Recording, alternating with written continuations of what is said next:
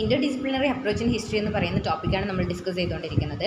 അതിലെ ആദ്യത്തെ 2 സ്ലൈഡ്സ് നമ്മൾ ഓൾറെഡി ഡിസ്കസ് ചെയ്ത് കഴിഞ്ഞു. ഡിസിപ്ലിൻ എന്ന് പറയുന്ന ഈ ഒരു സ്ലൈഡും ഇന്റർ ഡിസിപ്ലിനറി എന്ന് പറയുന്ന ഈ ഒരു സ്ലൈഡും ഇത് അതിൻ്റെ കണക്റ്റഡ് ടോപ്പിക്കാണ്. അതും നമ്മൾ ഡിസ്കസ് ചെയ്ത് കഴിഞ്ഞു. ഇനിയാണ് ഇതിൻ്റെ കോർ പാർട്ട് വരുന്നത്, Inter disciplinary approach in history.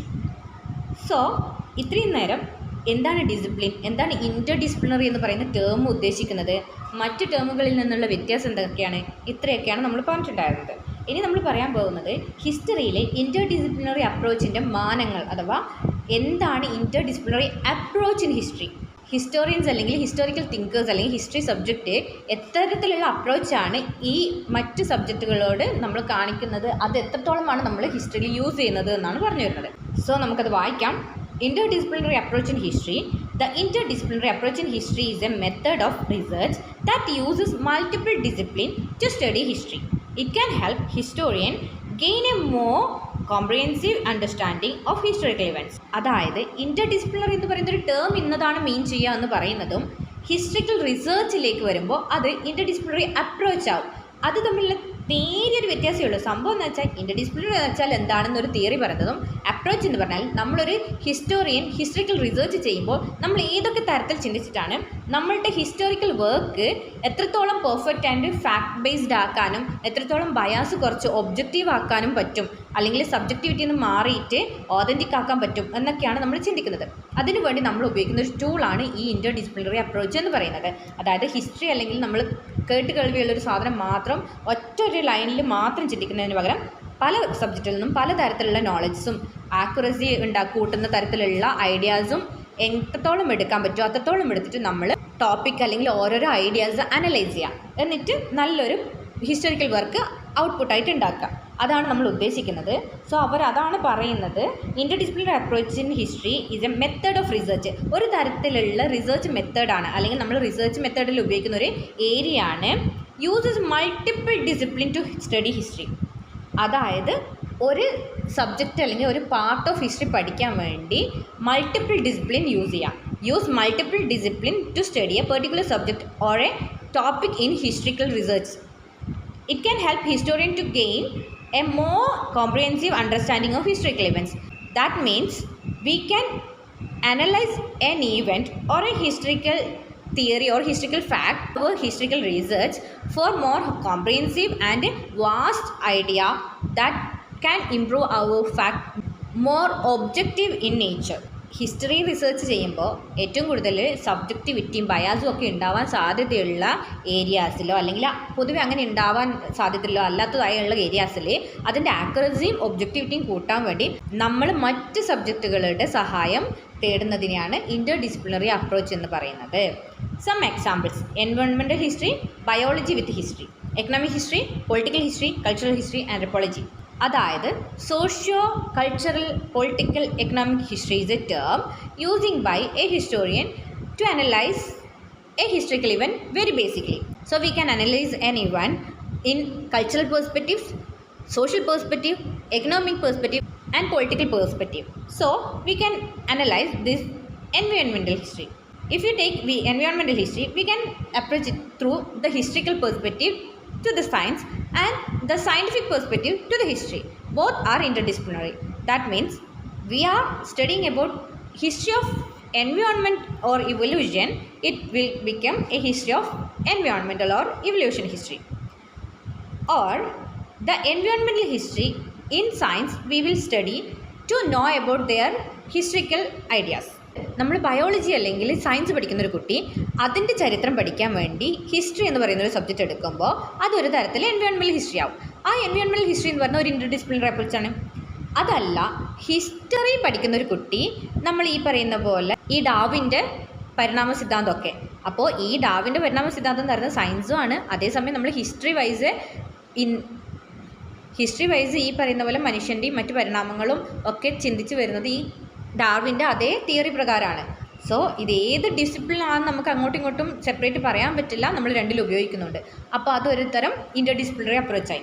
അതുപോലെ എക്കണോമിക് ഹിസ്റ്ററി എക്കണോമിക് ഹിസ്റ്ററി എന്നൊക്കെ പറഞ്ഞാൽ പിന്നെ നമുക്ക് പറയാനില്ല. നമ്മൾ ഓഫ് കോഴ്സ് ഹിസ്റ്ററി പഠിക്കുന്നത് ഒരു ഏൻഷ്യൻ ടൈം അല്ലെങ്കിൽ നമ്മൾ മുന്നത്തെ സമയത്തുള്ള ആൾക്കാരെ കുറിച്ച് പഠിക്കുമ്പോൾ അക്കാലഘട്ടത്തിലുണ്ടായിരുന്ന സോഷ്യൽ ആയിട്ടുള്ളത്, കൾച്ചറൽ ആയിട്ടുള്ളത്, പൊളിറ്റിക്കൽ ആയിട്ടുള്ളത്, എക്കണോമിക്കൽ ആയിട്ടുള്ളത്, ഈ 4 സെപ്പറേറ്റ് പഠിച്ചാലേ അറ്റ്ലീസ്റ്റ് ഒരു ബേസിക് ആയിട്ട് ഹിസ്റ്ററീൻ്റെ ഒരു സൊസൈറ്റിയിൽ എന്ത് നടന്നോ നമുക്ക് മനസ്സിലാക്കാൻ പറ്റുള്ളൂ. അപ്പോൾ സാമ്പത്തികമായിട്ട് അന്നത്തെ കാലത്ത് എന്തായിരുന്നു ഉണ്ടായിരുന്നത്, അന്നത്തെ കാലത്ത് ഉണ്ടായിരുന്ന പ്രൊഡക്റ്റീവ് സിസ്റ്റം എന്താണ്, അഗ്രികൾച്ചറൽ ബേസ്ഡ് ആണോ, അതല്ല കാറ്റിൽ റെയറിങ് ആണോ, മറ്റെന്തെങ്കിലും ബേസ്ഡ് ആയിട്ടാണോ, അല്ലെങ്കിൽ അവരുടെ ക്രാഫ്റ്റ്മാൻഷിപ്പാണോ ഒരു കൺട്രി അല്ലെങ്കിൽ ഒരു ഏരിയ ബിൽഡ് ചെയ്യാൻ അവരെ സഹായിച്ചത്, അവരുടെ പ്രൊഡക്റ്റീവ് നേച്ചർ എങ്ങനെയാണ് എന്നൊക്കെ നമുക്ക് മനസ്സിലാവുന്നത് എക്കണോമിക് ഹിസ്റ്ററി പഠിക്കുമ്പോഴാണ്.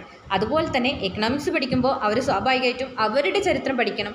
അത് ഒരു തരത്തിൽ ഇൻ്റർ ഡിസിപ്ലിനറി, ഏത് പേഴ്സ്പെക്റ്റീവിൽ നിന്ന് നോക്കിയാലും നമുക്ക് ഈ ഇൻ്റർ ഡിസിപ്ലിനറി എന്ന് പറയുന്നത് ഏതൊരു സബ്ജക്റ്റിലും കാണാൻ പറ്റും. പിന്നെ ഏറ്റവും കൂടുതൽ ഇമ്പോർട്ടൻ്റ് ആയിട്ട് ചിന്തിക്കേണ്ട ഒരു കാര്യം എന്ന് വെച്ചാൽ മറ്റേത് സബ്ജക്റ്റിനും ഇല്ലാത്ത ഒരു പ്രത്യേകത ഈ ഹിസ്റ്ററിക്കുണ്ട്. അതായത് ഏതൊരു സബ്ജക്റ്റിനും അതിൻ്റെ ഹിസ്റ്ററി ഉണ്ട്. അതൊരു തരത്തിൽ ഇൻ്റർ ഡിസിപ്ലിനറി ആണെന്ന് നമുക്ക് പറയാൻ പറ്റും. കാരണം എന്ന് വെച്ചാൽ ഫിസിക്സ് എടുത്താൽ അതിനൊരു ചരിത്രമുണ്ട്, സയൻസ് എടുത്താൽ അതിനൊരു ചരിത്രമുണ്ട്, എക്കണോമിക്സ് എടുത്താൽ അതിന് വേറൊരു ചരിത്രമുണ്ട്, സോഷ്യോളജി, ആന്ത്രപ്പോളജി, നിങ്ങൾ ഏത് സബ്ജക്റ്റ് എടുത്തോ അതിനൊക്കെയും ഒരു ചരിത്രമുണ്ട്. അതങ്ങനെ പറഞ്ഞാൽ പോരാ.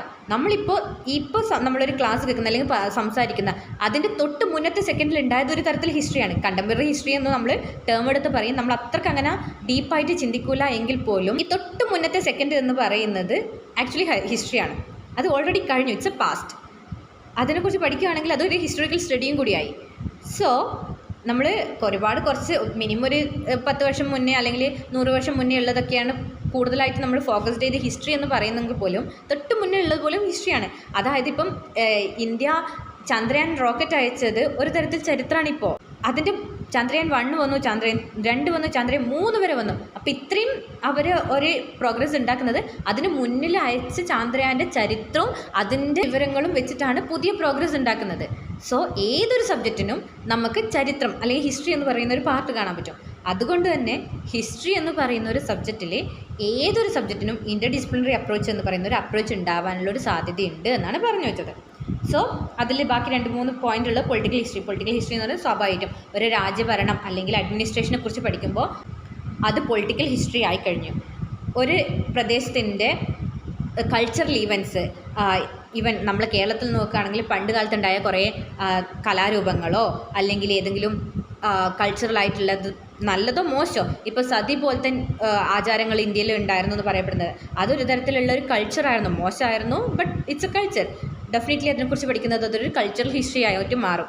അല്ലെങ്കിൽ നമ്മൾ ആർട്ടിസൻസിനെ കുറിച്ചിട്ടോ ക്രാഫ്റ്റ്മാൻഷിപ്പിനെ കുറിച്ചിട്ടോ പണ്ട് ഉണ്ടായിരുന്ന ടെമ്പിൾ ആർക്കിടെക്ചറിനെ കുറിച്ചിട്ടൊക്കെ പഠിക്കുമ്പോൾ അത് ആർക്കിടെക്ചർ എന്ന് പറയുന്ന ഒരു സയൻസ് ആണെങ്കിൽ പോലും അതിൻ്റെ കലയും കലാവിരുദ്ധമൊക്കെ നോക്കുമ്പോൾ അതിൻ്റെ ഒരു കൾച്ചറൽ പെർസ്പെക്റ്റീവ് നമുക്ക് മനസ്സിലാവും. അതൊരു കൾച്ചറൽ ഹിസ്റ്ററി ആവും. അതുപോലെ തന്നെ ആന്ത്രപ്പോളജി എന്ന് പറയുന്നത് നരവംശാസ്ത്രം അങ്ങനെയാണ് പറയുന്നത്. It's studying about the human evolution. ഈ ഹ്യൂമൻ ഇവല്യൂഷൻ എന്ന് പറയുന്നത് പ്യുവർലി ഒരു സയൻസ് പോലെയാണ് വരുന്നതെങ്കിൽ anthropology is an subject. And അതും പോരാണ്ട് ഹിസ്റ്ററി എന്ന് പറയുന്ന ഒരു ഏരിയയിൽ വരുന്ന എങ്ങനെ മനുഷ്യൻ എന്ന് പറയുന്ന ഒരു ജീവി ഉത്ഭവിച്ചിട്ടുണ്ടാവാം അത് മുതൽ പിന്നെ പാലിയോലിത്തിക്, നിയോലിത്തിക് എന്ന് പറയുന്ന ഒരു ഏരിയയിൽ എത്തുന്നത് വരെയുള്ള ഒരു ഹിസ്റ്ററിക്കൽ ഈവൻസ് ഒക്കെ തന്നെയാണ് ഈ ആന്ത്രപ്പോളജിയിലും ഡിസ്കസ് ചെയ്യുന്നത്. അത് കഴിഞ്ഞിട്ട് ഇന്നിപ്പോൾ ഹോമോസാപ്പിയൻസ് എന്ന് പറയുന്ന മോസ്റ്റ് മോഡേൺ പീപ്പിൾസിലേക്ക് എത്തി നിൽക്കുന്ന നരവംശാസ്ത്രം പഠിക്കുന്നത് ചരിത്രമാണ് ഒരു തരത്തിൽ നോക്കിക്കണ്ടാൽ. അപ്പോൾ അതാണ് ഇൻ്റർ ഡിസിപ്ലിനറി അപ്രോച്ച് എന്ന് പറയുന്ന സാധനം. ഇനി ഒരു 3 സ്ലൈഡ്സ് കൂടിയുള്ളൂ. അതിലൊന്നെന്ന് പറയുന്നത് ഹൗ ഇറ്റ് വർക്ക്സ്. നമുക്ക് ഓടിച്ച് വായിക്കാം. Historians use methods and techniques from other discipline like economics, sociology and the natural science. Historians can draw on a variety of source materials. Historians can consider social, cultural, economic and political factors. Historians can challenge traditional narratives. ഇത് നമ്മൾ already പറഞ്ഞു തന്നെയാണ്. സോഷ്യോളജീൻ്റെ അല്ലെങ്കിൽ social പെർസ്പെക്റ്റീവിൽ history കാണുക, എക്കണോമിക്കലായിട്ടുള്ള സബ്ജക്ട്സിൽ അല്ലെങ്കിൽ അതിൻ്റെ ഭാഗമായിട്ടുള്ള history എടുക്കുക, നാച്ചുറൽ സയൻസ് നേരത്തെ നമ്മൾ പറഞ്ഞു, കാർബൺ ഡേറ്റിങ്സ് ഉണ്ട്. അതുപോലെ ഒരുപാട് നമ്മൾ മെത്തേഡ്സ് സയൻറ്റിഫിക് മെത്തേഡ്സ് നമ്മൾ ഫാക്റ്റ് കണ്ടുപിടിക്കാൻ യൂസ് ചെയ്യുന്നുണ്ട്. ഡിഫറെൻറ്റ് സോഴ്സ് മെറ്റീരിയൽസ്, അതായത് നമ്മളൊരു ഫോസിൽ എടുക്കുകയാണെങ്കിൽ അത് ലിവിങ് ആയിട്ടുണ്ടായിരുന്ന സാധനങ്ങളുടെ ഓഫ് കോഴ്സ് എൻവയോൺമെൻറ്റൽ അല്ലെങ്കിൽ സയൻറ്റിഫിക് ആയിട്ടുള്ള സാധനങ്ങളുടെ ബേസിലാണ് നമ്മൾ ഹിസ്റ്ററി പഠിക്കുക. അതല്ല ഒരു റോക്ക് എഡിക്സ് പഠിക്കുകയാണെങ്കിൽ അത് പാലിയോഗ്രാഫി പോലുള്ള വസ്തുക്കൾ അല്ലെങ്കിൽ അതിൻ്റെ ലിറ്റററി ഐഡിയാസ് അല്ലെങ്കിൽ അതിൻ്റെ കൾച്ചറൽ പെർസ്പെക്റ്റീവ് വെച്ചിട്ടാണ് നമ്മൾ പഠിക്കുക. നാണയ പഠനം അഥവാ ന്യൂമിസ്മാറ്റിക്സ് എടുക്കുമ്പോൾ ന്യൂമിസ്മാറ്റിക്സിൽ നമ്മൾ അതിൻ്റെ മെറ്റലർജി എന്നൊക്കെ പറഞ്ഞ് പഠിക്കുന്നത് അതിൻ്റെ സയൻറ്റിഫിക് ഐഡിയാസാണ്. അതുപോലെ ഡിഫറെൻറ്റ് സോഴ്സ് മെറ്റീരിയലും അതിൽ നിന്നുള്ള ഫാക്റ്റുകളും എടുക്കാം. അതൊക്കെയും സയൻറ്റിഫിക് ആയിട്ടുള്ള ഒരു സാധനം നമുക്ക് ഹിസ്റ്ററിയിൽ എടുക്കുന്നതാണ്. അതുപോലെ ഡിഫറെൻ്റ് ആയിട്ടുള്ള ഐഡിയാസിൽ നിന്നും ഹിസ്റ്ററിക്കൽ ഫാക്റ്റുകൾ നമ്മൾ ഉണ്ടാക്കിയെടുക്കാം. Historians can consider social, cultural, economic and political factors. അതാണ് നമ്മൾ ഓൾറെഡി ഡിസ്കസ് ചെയ്തത്. ഒരു രാജാവിനെ കുറിച്ച് അല്ലെങ്കിൽ രാജഭരണത്തിനെ കുറിച്ച് പഠിക്കുമ്പോൾ അത് പൊളിറ്റിക്കൽ ഫാക്ടറായി. ലീനിയേജ്, അവരുടെ ഹെറിഡിറ്ററി, സക്സസേഴ്സ് എന്നൊക്കെ പറഞ്ഞ് പഠിക്കുന്നത് മറ്റൊരു തരത്തിലുള്ള ഒരു ഏരിയ ആണ് വരുന്നത്. അനൽ സ്കൂൾ ഓഫ് ഹിസ്റ്ററി എന്നൊക്കെ പറയുന്നത് ഇത്തരത്തിലുള്ള ഡിഫറെൻറ്റ് മെത്തേഡ് അല്ലെങ്കിൽ ഡിഫറെൻറ്റ് തോട്ട് പ്രോസസ്സ് ഉണ്ടായ ഒരു ഹിസ്റ്റോറിക്കൽ പെർസ്പെക്റ്റീവാണ്. അതുപോലെ തന്നെ historians can challenge traditional narrative. അതായത് വല്ല ഓറൽ ഹിസ്റ്ററി ആയിട്ടോ അല്ലെങ്കിൽ മറ്റ് പലതരത്തിൽ നമ്മൾ കുറേ കാലങ്ങളായി കേട്ട് വരുന്ന പല നെറേറ്റീവ്സും സയൻറ്റിഫിക് മെത്തേഡ് വെച്ചിട്ട് അതിൻ്റെ ശരി എന്താണ്, ട്രൂത്ത് എന്താണ്, അതിൻ്റെ ഓതൻറ്റിസിറ്റി എന്താണ്, എത്രത്തോളം അതിൽ നിന്ന് നമുക്കൊരു കറക്റ്റായിട്ടുള്ള ഫാക്റ്റ് കിട്ടുന്നുണ്ട്, അതല്ല ഇതിൽ എന്തെങ്കിലും മാറ്റം വരുത്തണോ, നമ്മൾ ഇതുവരെ കേൾക്കുന്നത് തന്നെയാണോ ശരി, അതല്ല ഇതിൽ വേറെ തരത്തിലുള്ള പേഴ്സ്പെക്റ്റീവ് എന്തെങ്കിലും ചിന്തിക്കണോ, ഇതാരെങ്കിലും എക്സാജറേറ്റ് ചെയ്ത് പറഞ്ഞതാണോ, അതല്ല അത് കറക്റ്റായിട്ട് തന്നെയാണോ അവർ നറേറ്റ് ചെയ്തിരിക്കുന്നത് എന്നുള്ളതൊക്കെയും നമുക്ക് ചിന്തിക്കാൻ പറ്റും എന്നാണ് പറയുന്നത്. അതായത് ഒരു എപ്പിഗ്രാഫിയിൽ ഒരു രാജാവിനെ കുറിച്ച് പുകഴ്ത്തി എഴുതിയ സാധനം ചിലപ്പോൾ മറ്റൊരാളുടെ വർക്കോ അല്ലെങ്കിൽ താളിയോല ഗ്രന്ഥം എടുക്കുമ്പോൾ അതിൽ അങ്ങനെ ആയിരിക്കില്ല പറഞ്ഞിട്ടുണ്ടാവുക. അപ്പോൾ പംപ്ലിഫ് മാനുസ്ക്രിപ്റ്റും എപ്പിഗ്രാഫിക്കൽ സോഴ്സും രണ്ടും കൂടി വെച്ചിട്ട് ഒരു ഐഡിയ നമ്മൾ അനലൈസ് ചെയ്യുമ്പോൾ നമുക്കത് കൂടുതൽ ആക്യുറേറ്റ് ആയിട്ട് കിട്ടും. അതുകൊണ്ട് തന്നെ നിലവിലുള്ള ഒരു ചിലപ്പോൾ ആ എപ്പിഗ്രഫി മാത്രം കണ്ട് ഒരാൾ പാടി നടക്കുന്ന ഒരു കാര്യം, അല്ലെങ്കിൽ ഈ പറയുന്ന പോലെ നമ്മളെ വടക്കം പാട്ടുകൾ എന്നൊക്കെ പറയുന്ന ഓറൽ ഹിസ്റ്ററി പോലുള്ള സാധനങ്ങൾ, അല്ലെങ്കിൽ നമ്മൾ പറയുന്ന രാമായണം മഹാഭാരതം എന്ന് പറയുമ്പോഴത്തെ വലിയ വലിയ ഇതിഹാസമൊക്കെ കറക്റ്റ് തന്നെയാണോ, അതിൻ്റെ സ്ഥലങ്ങൾ പറയുന്നതൊക്കെ ലൊക്കേഷൻസൊക്കെ കറക്റ്റാണോ എന്നൊക്കെ പലതും നമുക്ക് ചിന്തിക്കാൻ പറ്റും. അപ്പോൾ നിലവിലുള്ള നറേറ്റീവ്സിനെ ചലഞ്ച് ചെയ്തിട്ട് ഹിസ്റ്റോറിയൻസിനെ തിങ്ക് ചെയ്യാൻ വേണ്ടിയിട്ട് ഈ ഇൻ്റർ ഡിസിപ്ലിനറി അപ്രോച്ച് ഹെൽപ്പ് ചെയ്യും എന്നാണ് പറയുന്നത്. And benefits of inter disciplinary approach. ഇതിൻ്റെ ബെനിഫിറ്റ്സ് എന്തൊക്കെയാണെന്ന് പറയുന്നത്, historians can gain A more comprehensive understanding of historical events. അതായത് ഹിസ്റ്റോറിയൻസിന് ഒരു ഹിസ്റ്ററിക്കൽ ഇവൻറ്റിനെ കുറിച്ചിട്ട് വളരെ കോംപ്രിഹെൻസീവ് ആയിട്ടുള്ള കുറച്ചുകൂടി ഡീറ്റെയിൽഡ് ആയിട്ടുള്ള അണ്ടർസ്റ്റാൻഡിങ് ഉണ്ടാക്കിയെടുക്കാൻ പറ്റുന്നു. നമ്മൾ ഓൾറെഡി ഡിസ്കസ് ചെയ്ത 1-2 കാര്യങ്ങൾ തന്നെയാണ് പറയുന്നത്. Historians can offer new interpretation and perspective on historical events. അതായത് ഇത്രയും കാലം ഹരപ്പ എന്ന് പറയുന്ന കാലഘട്ടം ഉണ്ടായത് ഒരു 3500 BC മുതലാണ് എന്ന് ഒരാൾ പറഞ്ഞാൽ അത് അങ്ങനെയല്ല. അതിന് തൊട്ട് മുന്നത്തെ അല്ലെങ്കിൽ 5500 BC മുതലുള്ള എവിഡൻസ് നമുക്ക് അവിടുന്ന് കിട്ടുന്ന സെക്കൻഡ് മുതൽ 5500 BC മുതൽ ഹരപ്പ നിലവിലുണ്ട് എന്ന് നമുക്ക് പറയാൻ പറ്റും. അതാണ് ഇവിടെ പറയുന്നത്. ന്യൂ ഇൻ്റർപ്രിട്ടേഷൻസ് ഓരോ പുതിയ കണ്ടുപിടുത്തം ഉണ്ടാകുമ്പോഴും നമുക്ക് ഇതിനോട് പറയാൻ പറ്റും. സോ ഇൻ്റർ ഡിസിപ്ലിനറി അപ്രോച്ച് ഒരു ഹിസ്റ്ററിക്കൽ ഇവൻറ്റിൽ പുതിയ ന്യൂ ഇൻ്റർപ്രിട്ടേഷൻസും പേഴ്സ്പെക്റ്റീവും കണ്ടുപിടിക്കാൻ സഹായിക്കും എന്നാണ് പറയുന്നത്. And historians can bring in to focus questions or issues that are overlooked within a discipline. അതായത് ഒരു ഡിസിപ്ലിനകത്ത് തന്നെയുള്ള പലതരത്തിലുള്ള ഐഡിയാസ് അല്ലെങ്കിൽ ഇഷ്യൂസ് അല്ലെങ്കിൽ ക്വസ്റ്റ്യൻസിൻ്റെ മെത്തേഡ്സ് അല്ലെങ്കിൽ അതിൽ നിലവിലുള്ള ഫോക്കസ് എങ്ങോട്ടാണോ അതിൽ മാറ്റം വരുത്തണോ അത്തരത്തിലുള്ള കാര്യങ്ങളിലൊക്കെയും നമുക്ക് ഈ ഇൻ്റർ ഡിസിപ്ലിനറി അപ്രോച്ച് വെച്ചിട്ട് ഡിഫറെൻറ്റ് പേഴ്സ്പെക്റ്റീവ് ഉണ്ടാക്കാം, മാറ്റങ്ങൾ ഉണ്ടാക്കാം, അല്ലെങ്കിൽ നമ്മൾ കാഴ്ചപ്പാടുകൾ മാറ്റി ചിന്തിക്കാം എന്നാണ് പറഞ്ഞത്. അടുത്തത് അതിൻ്റെ ചാലഞ്ചസ് ആണ്. ഓഫ് കോഴ്സ് നമ്മൾ ഹിസ്റ്ററി പഠിക്കുമ്പോൾ നമ്മൾ അതിൻ്റെ പ്രോസ് ആൻഡ് കോൺസ് നമ്മൾ സെപ്പറേറ്റ് എടുത്ത് പഠിക്കണം. അതുകൊണ്ട് തന്നെ ചാലഞ്ചസ് എന്താണെന്ന് നമുക്ക് നോക്കാം. Historians need to develop a deep understanding of multiple discipline. അതായത് inter disciplinary approach historians historical റിസർച്ചിൽ ഇൻക്ലൂഡ് ചെയ്യണമെങ്കിൽ അദ്ദേഹത്തിന് അവരുടെ ഹിസ്റ്ററി എന്ന് പറയുന്ന ഒരു സബ്ജക്റ്റ് അല്ലാണ്ട് മറ്റ് ഡിസിപ്ലിനെ കുറിച്ചിട്ടുള്ള ഡീപ്പ് നോളജും ഉണ്ടാവണം. കാർബൺ ഡേറ്റിംഗ് എന്ന് പറയുന്ന ഒരു മെത്തേഡ് ഇവിടെ ഉണ്ട്, അല്ലെങ്കിൽ പാലിയന്തോളജി എന്ന് പറയുന്ന ഒരു സബ്ജക്റ്റ് ഉണ്ട്, അല്ലെങ്കിൽ ആന്ത്രപ്പോളജി എന്ന് പറയുന്ന ഒരു സബ്ജക്റ്റ് ഉണ്ട്. ഇതൊക്കെ ഇവിടെ ഉണ്ട് എന്ന് അറിഞ്ഞാലല്ലേ നമുക്ക് അതൊക്കെ നമ്മൾ ഹിസ്റ്റോറിക്കൽ റിസർച്ചിൽ നമുക്ക് ഉൾപ്പെടുത്താൻ പറ്റുള്ളൂ. അപ്പോൾ ഇതൊക്കെ ഇവിടെ ഉണ്ട് എന്ന് നമ്മൾ അറിയണം. ഇതൊക്കെ ഇവിടെ നിന്ന് ഇൻക്ലൂഡ് ചെയ്തിട്ട് നമുക്ക് ഹിസ്റ്ററിക്കൽ റിസർച്ച് കുറച്ചുകൂടി അടിപൊളിയാക്കാം, ഓതൻറ്റിക് ആക്കാം എന്നുള്ളത് നമുക്കറിയണം. അതാണ് ഇവിടെ പറഞ്ഞത്. മൾട്ടിപ്പിൾ ഡിസിപ്ലിനെ കുറിച്ച് നമുക്ക് നോളജ് വേണം, അതൊരു ചാലഞ്ചാണ്. And there is a potential of conflicting methodologies. അതായത് ഹിസ്റ്ററിക്കൽ റിസർച്ച് നമ്മൾ അപ്ലൈ ചെയ്യുന്നത് പലതരം മെത്തഡോളജീസും വെച്ചിട്ടാണ്. അപ്പോൾ ഈ മെത്തഡോളജിയിൽ അല്ലെങ്കിൽ മെത്തേഡ്സിൽ ഉണ്ടാവുന്ന കോൺഫ്ലിക്റ്റുകൾ കറക്റ്റായിട്ട് ഇംപ്ലിമെൻറ്റ് ചെയ്യാൻ വേണ്ടിയിട്ടുള്ള ഒരു ബുദ്ധിമുട്ടുണ്ടാക്കും. അതായത് നമ്മളൊരു ജസ്റ്റ് ഒരു അനലൈസിങ് മെത്തേഡാണ് ഉപയോഗിക്കുന്നുണ്ടെങ്കിൽ സയൻറ്റിഫിക് മെത്തേഡ് നമുക്കിതിൽ ഉൾപ്പെടുത്താൻ പറ്റണം നിർബന്ധമില്ല. അല്ലെങ്കിൽ ഒരു സൊസൈറ്റിനെ കുറിച്ചിട്ട് പുറമേ നിന്നുള്ളൊരു കാഴ്ചപ്പാടിൽ നമ്മളൊരു ഹിസ്റ്ററി എഴുതുമ്പോൾ അതിൻ്റെ സ്റ്റാറ്റിസ്റ്റിക്കൽ ഡാറ്റ വെച്ചിട്ടുള്ളൊരു ഏരിയ വേണമെന്നില്ല. പക്ഷേ എക്കണോമിക് ഹിസ്റ്ററി എഴുതുമ്പോൾ നമുക്ക് വേണമെങ്കിൽ സ്റ്റാറ്റിസ്റ്റിക്കൽ ഡാറ്റ അതിൻ്റെ അകത്ത് ഉൾപ്പെടുത്താൻ പറ്റും.